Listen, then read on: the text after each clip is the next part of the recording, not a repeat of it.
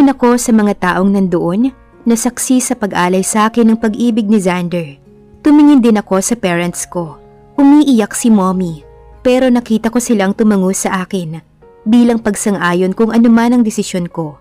Si Grace naman ay bahagyang ngumiti sa akin. Hindi ko alam kung masaya siya o malungkot. Nagtama ang paningin namin ni Jacob. Nagbabanta ang mga mata niya. Ngunit tumingin ako muli kay Xander at tumango. "Yes, I will marry you." Diretso kong sabi. Palakpakan naman ang narinig ko. Isinuot ni Xander sa akin ang singsing. Niyakap niya ako pagkatapos sa hinalikan sa labi. Nakita ko ang pag-alis ni Jacob. "I'm sorry but I think this is the right things to do." Gusto ni Xander na maikasal na kami first week next month. Pumayag naman ang both parents namin. Mabilisan ang preparasyon. Madaling natapos ang invitation cards namin. Nagpa siya akong magbigay ng invitation kay Jacob. Sa ospital ko siya pinuntahan. "Nurse, excuse me, may I know where is Dr. Zamora?" Tanong ko sa nurse sa may nurse station. "Ay, Miss Ganda, ikaw pala." Tuwang-tuwang sabi ng nurse. Ngumiti ako sa nurse. Isa to sa mga nurse na ipinakilala sa akin ni Jacob noon. "Nasa klinik niya. Kumanan ka lang dyan, Miss Ganda. Yung huling pinto yun ang klinik niya." "Salamat," sabi ko sa nurse. "Congratulations pala, Miss Ganda. Best wishes sa inyo ni Sir Xander." Bati niya sa akin. "Salamat," sabi ko saka na ako naglakad paalis. Nakita ko ang tinuro ng nurse. Nakasulat din sa labas ng pinto ang pangalan ni Jacob. Kumatok ako saka binuksan ko ang pinto at pumasok ako. May naabutan akong babae doon na may hawak na bata. Napatingin sa akin si Jacob, pati na rin ang bata at ang babae. Ngumiti ako sa binata at isinanyas na uupo na lang muna ako sa isang upuan doon. Walang ngiti siyang tumango sa akin. "You should drink your medicine." Narinig kong sabi ni Jacob sa bata. "I don't like the taste of my medicine, Tito Doctor. Can you just give me chocolates instead of medicines?" Tanong ng bata kay Jacob. "Too much eating chocolates is not good for your health. If you will not follow what your mommy told you, she will not give you what you want." Sabi ni Jacob sa bata. "Okay, I will drink my medicine," sabi ng bata. Tumingin sa akin ang bata tsaka nag-smile. I smiled back to her. Tumingin ulit siya kay Jacob. "Tito Doc, your wife is like a princess," biglang sabi ng bata. Nagulat ako sa sinabi nito. Sinaryapan ako ni Jacob saka muling tumingin sa bata. "She's not my wife. She's my best friend." Paliwanag ni Jacob sa bata. "Ay, sayang po, Tito Doc. Bagay pa naman kayo." "Stop it, Celine. Doc, alis na kami," sabi ng ina ng cute na bata. Tumango naman si Jacob. Tumayo na ang babae at inakay si Celine na kumaway sa akin. Nang makalabas na sila ay tumayo ako at lumapit sa binata. "Jacob, I want to give you this." Inilapag ko ang invitation card sa table ni Jacob. Tiningnan niya iyon bago siya tumingin sa akin. "Xander wants you to be the best man." Hindi kumibo ang binata. Mukhang walang narinig. "Do this as a favor for me, please," sabi ko. "Paano yung nangyari sa atin?" Tanong niya sa akin. "Let's just forget that, Jacob. Ang importante, makakasal na ako sa taong mahal ko." Parang may bara sa lalamunan ko nang sabihin ko yon kay Jacob. Nakita ko ang kumuyom ang kamao niya. Tumaas baba ang dibdib. Saka mariing pumikit.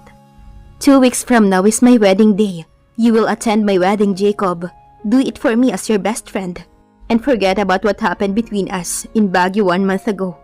Pagkasabi ko noon ay mabilis akong lumabas ng pintuan at dire-diretsong naglakad papuntang sasakyan. Pumasok na ako ng kotse ko at saka pinaandar at umalis. Nasa kondo ako ni Grace. Personal ko ring inabot sa kanyang invitation card. Malungkot niya akong tiningnan nang abutin niya ang card. "Are you sure about it?" Naninimbang na tanong niya sa akin. "Yes. Catherine, you're going to spend your whole life with Xander. Are you sure marrying Xander is the best thing to do?" Malungkot akong tumingin sa kaibigan ko. "Siguro. Sa dinami-dami naman kasi ng lalaki dito sa mundo, kung bakit sa best friend mo pa tumibok yung puso mo?" Sabi niya sabay sandal sa upuan. "Grace, may nangyari sa amin ni Jacob." Napamulagat ang kaibigan ko at napatayo sa sinabi ko. "What? Ibang ka na ba? May nangyari sa inyo ni Jacob tapos magpapakasal ka kay Xander?" Sigaw niya sa akin. Tumulo ang luha ko. "Nakainom ako noon. He's a guy and ewan ko, Basta may nangyari na lang sa amin. I know, alam kong hindi niya ginusto yun. Saka ayoko nang bigyan pa ng kahulugan yun. Catherine naman, hindi ka man lang ba nag-isip ng oras na yun? May fiancé siya at ikaw din. Sermon niya sa akin. Ang tanging nasa isip ko lang noon ay mapasa akin siya. Kahit isang gabi lang. Oo, Grace, nasa plano ko talaga yun. Sabihin mo nang masama ako, mababa ako. Call me whatever you want. I really don't care. Napahugulhol na ako ng tuluyan. Tumabi sa akin si Grace at niyakap ako. Umiyak lang ako ng umiyak. Hindi na rin siya kumibo. Sinundo ako ni Xander sa kondo para pumunta sa restaurant at mag-food tasting sa mga putaheng ihahanda sa kasal namin. This is great, sabi ni Xander nang tikman niya ang isang putahe. Tinikman ko rin iyon pero hindi ko talaga malasahan. What can you say, love? Tanong niya sa akin. It's okay, pagsisinungaling ko. Are you okay? Namumutla ka. Sinalat niya ang noo ko. Tinanggal ko naman ang kamay niya. I'm okay. Let's just finish this so we can go. Sabi ko sa kanya. Okay, sige. May isa pang hinapag ang waitress sa lamesa. Pagbukas ng takip ay umalingasaw ang amoy ng bawang. Biglang bumaligtad ang sikmura ko. Pinigilan ko ang masuka. Where's the restroom? Tanong ko sa waitress. Itinuro niya yon sa akin. Mabilis akong tumayo at nagpunta roon. Naisuka ko na yata lahat ng kinain ko. Hinang-hina ako na sumandal sa malamig na pader ng cubicle ng restroom. Hindi ko alam kung ano ang nangyari at bigla na lang akong nasuka. Inayos ko ang sarili ko bago ako lumabas ng restroom. Umupo ulit ako sa tabi ni Xander. Love, try this. No, it's okay. Just don't open it. If it's nice to you then we'll just add that to the menu. Sabi ko kay Xander. Tinanguan lang ako ni Xander na halatang nagtataka. Nagring ang phone niya. Nakita kong medyo nagulat siya nang tignan kong sino ang tumatawag. Hindi niya yon sinagot.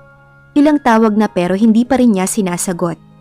Answer your phone, sabi ko. No need, it's not important. Sabi niya. Nagkibit balikat na lang ako. Hindi ako sigurado pero mukha siyang nag-aalala sa tawag na yon. But why you look so worried if that's not an important call? Tanong ko. You're inventing things, my love. Let's just finish this. Sabi niya agad na nag-iwas ng tingin sa akin. Okay, tipid kong sagot. Napatingin ako sa kabilang table at nakita kong kumakain ng babae ng ice cream. Bigla akong natakam sa buko flavor na ice cream. Tumingin ako sa waiter na nakatayo sa tabi ko. Can I order buko flavor ice cream? Sabi ko. Napatingin silang lahat sa akin. Napangiwi naman ako. Hindi pa nga pala kami tapos tikman lahat ng putaheng ilalagay sa amin sa menu. You don't want to taste the food that we need to put on the menu for our wedding day? Kunot noon na tanong ni Xander sa akin. Napakagat ako sa labi ko. I'm just craving for that ice cream. Give her what she wants. Utos ni Xander sa waiter. Thank you. Nahihiya kong sabi sa binata. Ngumiti lang siya at umiling. Ilang minuto lang ay dumating na ang order naming ice cream. Tawa pa ng tawa sa akin si Xander nang mag-take out pa ako at kinain ko sa sasakyan. I look at myself at the mirror. Ang ganda ng pagkakaayos sa akin ng mga makeup artist na kinuha ni Xander for our wedding. Ang ganda mo, Miss Catherine! Sabi ng isang bading na nag-ayos sa akin. Thank you, sabi ko. Pero nakikita ko sa mga mata ko ang lungkot. Hindi ako masaya. Nakita ko ang refleksyon ni Jacob sa salamin. Nakatayo ito sa may pintuan, wearing his black tuxedo. Lumingon ako sa kanya. Lumapit siya sa akin. Jacob, thank you at dumating ka, sabi ko. Dahil nakaupo ako ay tiningala ko siya. Malungkot ang mukha niya. Are you sure about it? Tanong niya sa akin. Ngumiti ako at tumango. Tumingala muna siya at mariing pumikit bago ulit tumingin sa akin. Congrats then. See you at the church, sabi niya. Hinalikan niya ako sa noo saka na siya lumabas ng pinto. Hindi ko napigilan ang pagpatak ng luha ko. Ay, Miss Catherine, don't cry. Your makeup will fade, sabi ng Becky. Hindi maintindihan ng nag-makeup sa akin kung paano niya pupunasan ang mga luha ko. Nang tumigil ang mga luha ko ay sinuot ko na ang wedding gown ko. Nakatayo ako habang inaayos ang belo ko sa ulo. Bumukas ulit ang pinto at pumasok doon ang parents ko. Our princess! Namamanghang sabi ng mommy ko. Lumapit siya at kinulong ang mukha ko sa mga palad niya. Namumuo na rin ang mga luha niya sa mata niya. Our princess is going to be a queen. Aniya. I love you, ma'am. Yumakap ako sa mommy ko. Hindi ko na napigilan ang mga luha ko. Nang kumalas ako ng yakap sa mommy ko, tumingin naman ako kay daddy. Dad, lumapit ang daddy ko sa akin at niyakap ako ng mahigpit. I hate this day, you know. Sabi niya sa akin. Kumalas siya ng yakap sa akin saka ako pinagmasdan. Xander's now taking away my princess to be his queen. Dad, I will always be your princess. Tumangulang siya tsaka niya pinunasan ang mga luha ko. We need to go. Baka nasa simbahan na ang hari mo. Okay, Dad. Bago sila lumabas ng pinto ay sinulyapan pa nila ako. Niretouch ako ng makeup artist bago nila ako iniwan sa loob ng kwarto. Tiningnan ko ang sarili ko sa salamin. I'm wearing a Queen and Mermaid cut wedding gown. Ang suot kong veil ay mahaba at manipis na crown ang paras nito. Narinig kong may kumatok sa pinto. Lumingon ako at nakita ko si Jacob. Sabi ng dad mo, sunduin kita dito at alalayan pababa ng hagdan hanggang sa makasakay ka sa bridal car. Aniya, ngumiti ako sa kanya at tumango. Nakita ko ang lungkot sa mga mata ng binata. Inilahad niya ang kamay niya. Let's go. Catherine, are you really sure about this? Tanong niya ulit sa akin. Yes, Jacob. Sagot ko. Bumuntong hininga siya sa kanan niya ako iginiya palabas ng pinto. Inalalaya niya ako pababa ng hagdan hanggang sa makasakay ako sa bridal car. Pagdating ko sa simbahan, marami ng tao doon. Nanatili ako sa kotse. Nagtaka ako kung bakit hindi pa ako pinabababa. Ibinaba ko ang bintana ng kotse at tinawag ang isang coordinator na nandoon. Bakit hindi pa ako lalabas ng kotse? Tanong ko. Miss Catherine, wala pa po ang groom niyo eh. What? Gulat kong tanong sa babae. Opo ma'am, dapat ay kanina pa siya dumating. Late na siya ng 20 minutes. Wait, I'll call him. Sabi ko. Tinawagan ko si Xander pero out of coverage area ang phone niya. 3 beses akong sumubok pero ganoon pa rin. Baka na traffic lang siya, maghintay na lang tayo. Sabi ko. Tumango sa akin ang babae. Sinara ko na ang bintana ng kotse. Lumipat na ang 1 oras. Pero wala pa ring Xander na dumarating. Nakita kong lumabas ang dad ko ng simbahan at kinatok ang bintana ng sinasakyan ko. Binuksan ko ang pinto ng kotse. Where's Xander? Tanong niya sa akin. Dad, I can't contact him. Naka-off ang cellphone niya. Malungkot kong sabi. Narinig kong nagsalita ang daddy ko.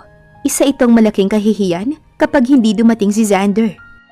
Try to contact him again. Ang sabi ng parents niya, iniwan daw nila kanina na bihis na. Pinapuntahan na ng daddy niya ang kondo niya. Baka sa boses ng daddy ko ang inis. Balik ka na muna sa loob, Dad. Darating din yon. Nag-aalala kong wika. Tumango lang siya at pumasok na sa loob. Si Grace naman ang sumunod. Nagpasya na akong bumaba ng kotse. Nakita kong nagbubulungan na ang mga tao. Bakit ka bumaba? Tanong ni Grace sa akin. Nag-aalala kasi ako eh. Nasaan na ba ang groom mo? Pinag-uusapan ka na ng mga tao. Sabi niya. I don't know. May dumating na kotse at bumaba ang isang lalaki. Lumapit siya sa akin. Ma'am, ako po yung inutusan ni Sir Julius na pumunta sa kondo ni Sir Xander. Sabi nito. Nasaan si Xander? Tanong ko sa lalaki. Ito lang po ang nakita ko na nakadikit sa may pinto ng kondo niya, ma'am. Wala pong tao doon. Kinuha ko ang inabot niyang sulat. Nanginginig ang kamay ko nang buklatin ko ito. Catherine, I'm really sorry, but I can't marry you. I'm not coming. Sorry, Xander. Napaluha na ako. Nanginginig ang kamay ko at nilamukos ko ang papel. Catherine, anong sabi? Nag-aalalang tanong sa akin ni Grace. Pinulot niya ang papel at binasa. Hinila ko ang belo ko sa ulo at tinanggal sa kahinagis. Lalong nagbulungan ang mga tao. Nagmadali akong umikot sa driver's seat ng bridal car na sinasakyan ko at binuksan ko ang pinto. Wala ang driver kaya sumakay ako at mabilis kong isinara ang pinto. Kinatok ako ni Grace. Catherine, wait! Mabilis kong pinaandar ang kotse palayo ng simbahan. Isang malaking kahihiyan para sa parents ko ang nangyari sa akin. Walang hinto sa pag-agos sa mga luha ko. Sa kagustuhan kong makalimot ang nararamdaman ko kay Jacob, reputasyon ng mga magulang ko ang naging kapalit. Ano na lang ang mukhang mayaharap nila sa mga tao. Narinig kong nagre-ring ang cellphone ko. Sinulyapan ko iyon. Si Jacob ang tumatawag. Hindi ko yon sinagot. Pinatakbo ko pa ng mas mabilis ang kotse. Dumiretso ako sa reception sana ng kasal namin. Gulat ang mga nandoon nang makita ko. Pasensya na kayo pero walang kasalang naganap. Wika ko sa kanilang lahat bago umiiyak na nagtatakbong lumabas ulit. Paano kaya haharapin ni Catherine ang nangyari sa kanya ngayon? At dito na po nagtatapos ang kabanata ng ating kwento. Maraming salamat po.